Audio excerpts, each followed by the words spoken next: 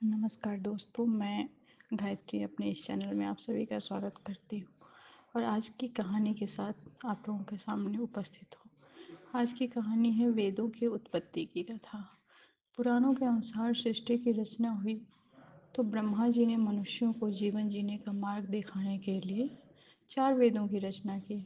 पहला ऋग्वेद, जो ज्ञान और स्तुति का वेद है। यजुर्वेद, यज्ञ और कर्म कांड का वेद है। सामवेद, संगीत और भावनाओं का वेद है। अथर्ववेद, आयुर्वेद, विज्ञान और जीवन शैली का वेद है।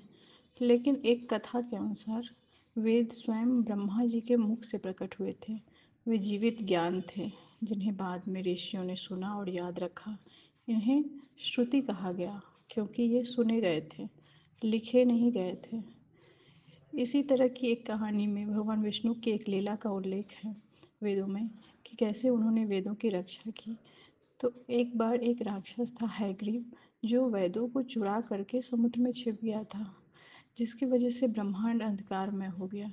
तब भगवान विष्णु ने अवतार लिया और वेदों को पुनः प्राप्त कर ब्रह्मा जी को सौंप दिया।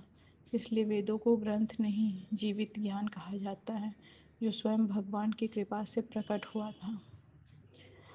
ब्रह्मांड में वेदों में ब्रह्मांड की उत्पत्ति और गुरुत्वाकर्षण, सौर मंडल, डीएनए जैसे तत्वों के संकेत मिलते हैं। वेद ज्ञान के वे स्रोत हैं जो आज भी वैज्ञानिक को हैरान कर देते हैं। एक सवाल है, क्या आपने कभी वेदों को पढ़ा है? अगर नहीं पढ़ा तो कभी समय निकाल के इसको पढ़िए और इसके अद्भुत ज्ञान को जानने की कोशिश कीजिए। धन्यवाद।